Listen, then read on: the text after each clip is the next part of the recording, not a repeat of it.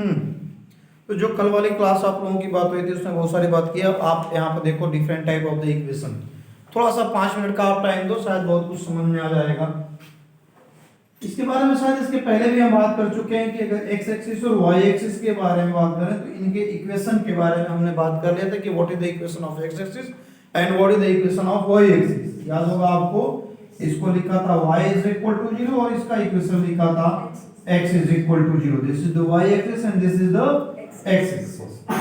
थोड़ा सा और हम आगे बढ़ के बात किए थे और ये कहा गया था कि if a line is parallel to x axis then equation of this line is y is equal to क्या बोले थे b and if it is parallel to x axis इसका इक्वेशन बोले थे x is equal to a and now the value of a will decide if it is a is positive it will be right hand side the origin and if a is negative it will be left hand side the origin. In the same way if b is positive upward the origin and if it is negative downward the origin. ये सारी बातें हम कर चुके थे।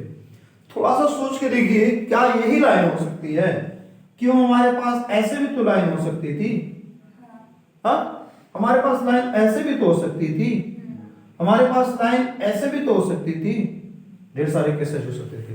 तो इन ढेर सारे केसेस में हमारे पास कुछ पर्टिकुलर केसेस होते हैं जिसके बारे में हमको बात करना है और वो केसेस अलग अलग हैं। लेकिन उससे पहले जैसे हमने कल बात किया था कि अगर कोई लाइन की बात करेंगे तो लाइन को ड्रा होने के लिए दो चीजों की रिक्वायरमेंट होती है। एक कि वो किस पॉइंट से होकर जा रहा है, क्योंकि अगर हम सिर्फ ये कहें कि किस पॉइंट से जा रहा है और मेरे पास सिर्फ एक पॉइंट दिया हो तो एक पॉइंट से infinite number of line draw हो सकती है। तो एक पॉइंट के अलावा कुछ और भी होना चाहिए। हो सकता है 2 पॉइंट से जा रही हो सकता है एक पॉइंट जाए और उसका एक्स एक्सिस से एंगल वगैरह कुछ दिया हो और एक्स एक्सिस से अगर एंगल दिया है इसका मतलब क्या हुआ, उसका स्लोप दिया हुआ है। तो पहला जो आपको बताने जा रहा हूं इसको हम बोलते हैं slope and point form, or point slope form. इसमें क्या होता है, हम उस लाइन के बारे में बात करेंगे। यहां देख लीजिए साफ साफ शब्दों में, ध्यान से देखिए।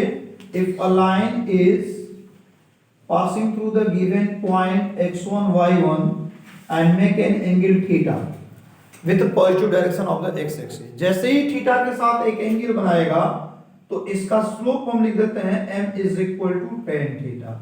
अब आप ध्यान से मेरी बात सुनो। मान लो पॉइंट हमारे पास ये x1 y1 यहां पे था, इस पर एक वेरिएबल xy लेते हैं तो ये पूरा का पूरा क्या हो जाएगा, ये पूरा x होगा और ये पूरा y होगा, ये y1 हो जाएगा और ये पूरा x1 हो जाएगा। अगर ड्रा करते हैं यहाँ पे ट्रायंगल तो इस ट्रायंगल में ये जो साइड थी वो y माइनस y1 हो जाएगी और यह x माइनस x1, और अगर ये थीटा है तो ये भी थीटा होगा। तो अगर हम यहाँ tan थीटा अप्लाई कर दें तो tan theta is equal to y minus y1 upon x minus x1 आएगा। ये बात समझ में आ रही है? और इसी tan थीटा को हम क्या करते हैं, स्लोप करते हैं m। तो ये y minus y1 is equal to x minus x1, transpose करेंगे तो y minus y1 is equal to mx minus x1 आएगा। अब थोड़ी सी मेरी बात ध्यान से सुनिएगा। ये इसके पहले मैंने बताया कि ये आया कैसे, वो बहुत ज्यादा आपके लिए कोई इंपॉर्टेंट चीज नहीं है।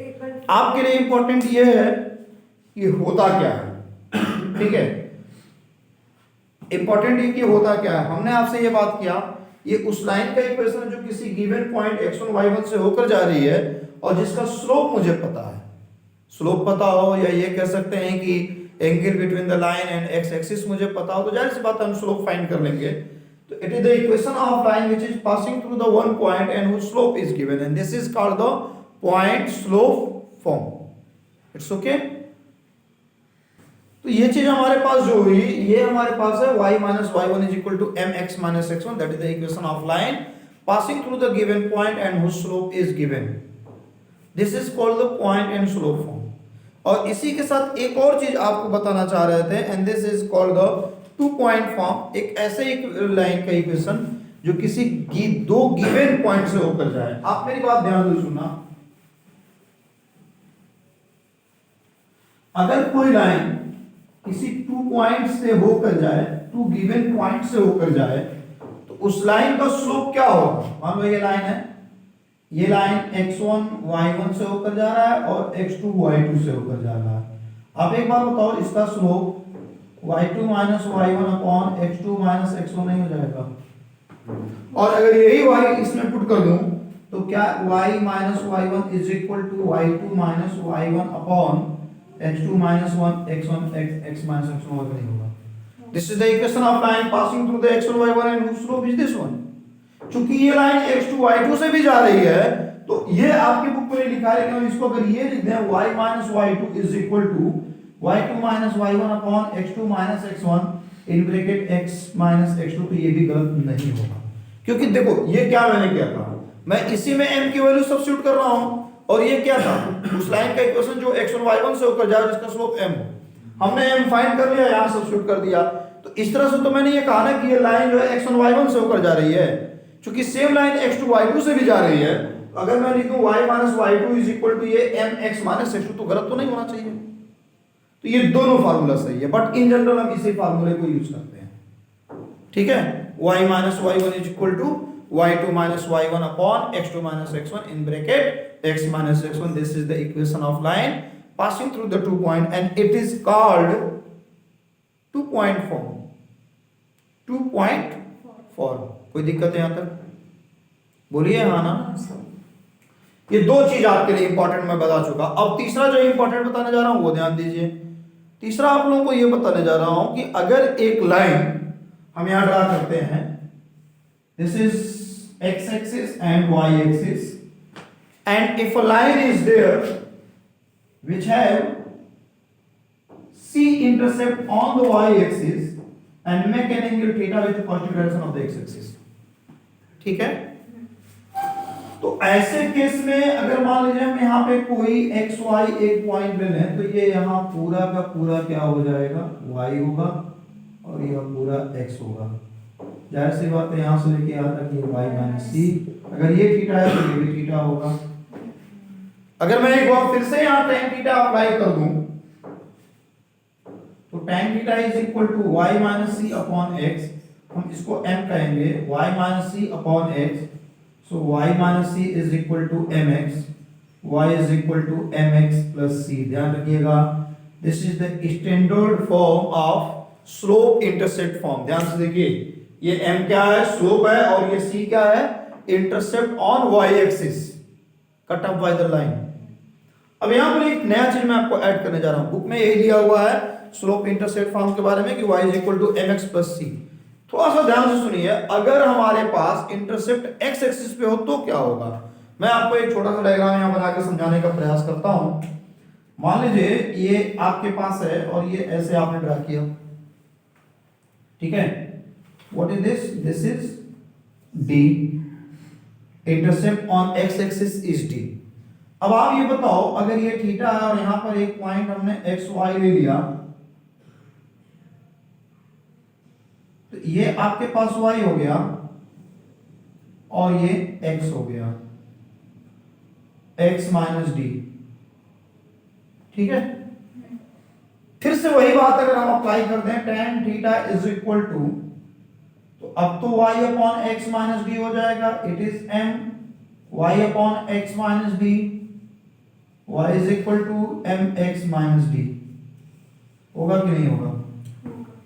तो ये जो y is equal to M X minus D हमने आपको दिखाया ना, this is the equation of line. थोड़ा सा अप कर दे रहा हूं आपको दिखने के लिए, which have a intercept d intercept on the y axis, sorry x axis, and it is also called the slope intercept form.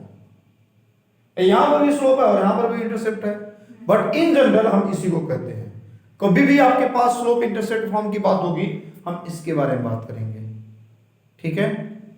लेकिन इस पर भी क्वेश्चन आपका बन सकता है, कोई तकलीफ, कोई दिक्कत। एक और बात आपको बताना चाहेंगे, ये जो भी चीजें बताया हूं ना, इसका एक तरीका और भी हो सकता था। जैसे कुछ लोग क्या कहते हैं कि सर अगर यहाँ डी इंटरसेप्ट है तो ये पॉइंट जो होगा d0 हो जाएगा। तो ये भी हो सकता था ना कि equation of line passing through the given point and slope is m, y minus y1 is equal to mx minus x1। वो क्यों डी होगा पॉइंट?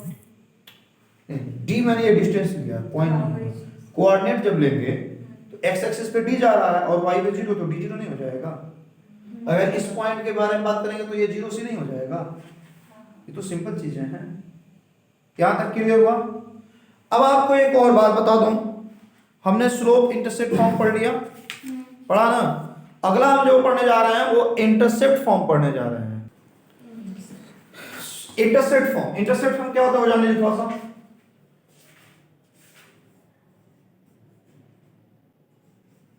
इंटरसेप्ट फॉर्म, अगर मान लीजिए हमारे पास ये एक्स एक्सिस है, ये वाई एक्सिस है,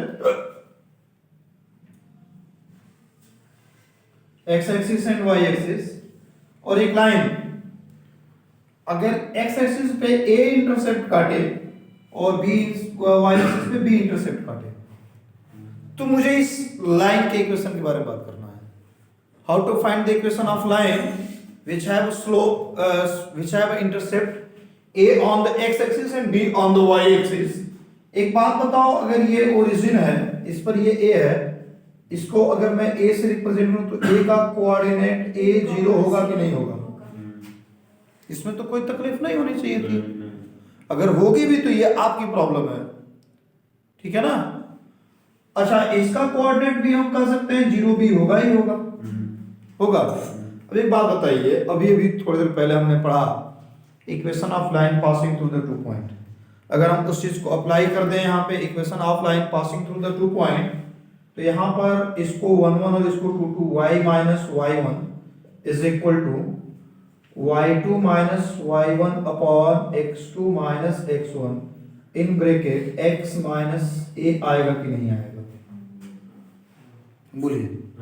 और थोड़ा सा मैं अगर सिंप्लीफाई कर दूं, y is equal to b minus a x upon x minus a, cross multiplication कर लीजिए, a y is equal to minus b x plus a b, and this is b x plus a y is equal to a b। अगर हम पूरे equation को a b से divide कर दें तो आपके पास मिल जाएगा b x upon a b plus a y upon a b is equal to 1। हम इसको लिख सकते हैं x upon a y upon b is equal to 1। This is the equation of line which have a intercept on the x axis and b intercept on the y axis, and this is called intercept form of the line. Again I am repeating myself, this one is called intercept form of a line। ठीक है? एक और चीज समझ लीजिए, और ये last form आपको पढ़ना है यहाँ पे, नॉर्मल फॉर्म। नॉर्मल फॉर्म क्या होता है वो सुनिए। अगर हमारे पास ये x एक्सिस है, y एक्सिस है, एक लाइन जिसपे ओरिजिन से परपेंडिकुलर ड्रॉन करें तो वो P हो, और एंगल बिटवीन द परपेंडिकुलर और x एक्सिस अल्फा हो, तो इसकी जो लाइन का इक्वेशन होता है x cos alpha plus y sin alpha is equal to P हो जाता है। अब मेरी बात थोड़ा सुन लीजिए, कैसे इसको फाइंड करेंगे, बड़ा आसान सा तरीका है। एक बात बताइए, अगर ये अल्फा है, जाहिर सी बात है ये 90 माइनस अल्फा होगा। यस। अच्छा, ए परपेंडिकुलर 90 डिग्री, इस एंगल के लिए यह बेस और यह हाइपोटेन्यूस हो जाएगा OA एंड इट्स OB। एक बात बताओ, अगर मैं इस ट्रायंगल OAM में cos अल्फा लिखता हूं तो P अपॉन OA आएगा। OA is equal to P upon cos alpha आएगा कि नहीं आएगा? बस इतना बता दो। आएगा ना। इस OA को क्या कर सकते हैं, इस लाइन के थ्रू x एक्सिस पे इंटरसेप्ट कर सकते हैं? बोलिए हाँ ना। अगर इसी तरह से हम बात करें इन ट्रायंगल BOM, तो यहां पर भी cos अगर हम 90 माइनस अल्फा करें, इस एंगल के लिए यह बेस और यह हाइपोटेन्यूस हो जाएगा, तो एक बार P अपॉन OB आ जाएगा, and OB is equal to P upon cos 90 minus alpha, OB can be written as P upon sin alpha. OA मिल गया और OB मिल गया, दोनों चीजें आपको मिल गई। अब मेरी बात थोड़ा ध्यान से सुनना, इस OA को हम A और OB को B कर सकते हैं इंटरसेक्ट फॉर्म के थ्रू। हम्म, तो इसका इक्वेशन क्या हो जाएगा? इक्वेशन ऑफ लाइन इज, अभी पढ़ा ना, x upon a plus y upon b is equal to 1। तो हम x अपॉन क्या लिख सकते हैं? OA p upon cos alpha, cos alpha plus y upon p upon sin alpha is equal to 1। इसको थोड़ा सा और सिंपलीफाई कर दो, x cos alpha upon p y sin alpha upon p is equal to 1। x cos alpha plus y sin alpha is equal to b. This is the equation of line on which the perpendicular drawn from the origin is p and angle between the perpendicular and x axis is alpha, and this is x cos alpha plus y sin alpha is equal to p, and it is called normal form of the line. Normal form of the line. थोड़ा सा 5 minute आपका time लूंगा। अभी तक जो मैंने बातें की मैं एक जगह कलेक्ट कर दे रहा हूं ताकि आपको पता हो हमने क्या क्या पढ़ा। अगली एक्सरसाइज टोटल हमारी इसी पर होगी। सुन लीजिए, मैं व्हाट हैपेंड, तो मैं यहाँ बात कर रहा था कि जो भी चीज अभी तक हमने पढ़ा उन सबको एक हम लाइट आपको दे दें। आपने पढ़ा पहला वाला, थोड़ा सुन लीजिए हमारी बात। पॉइंट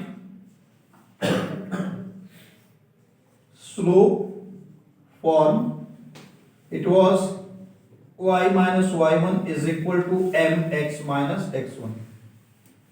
दूसरा आपने पढ़ा 2 point form, y minus y1 is equal to y2 minus y1 upon x2 minus x1, x minus x1। तीसरा आपने पढ़ा slope intercept form, y is equal to mx plus c। चौथा आपने पढ़ा intercept form, this is x upon a plus y upon b is equal to 1। और पांचवा और अंतिम पढ़ा आपने normal form, it is x cos alpha plus y sin alpha is equal to p।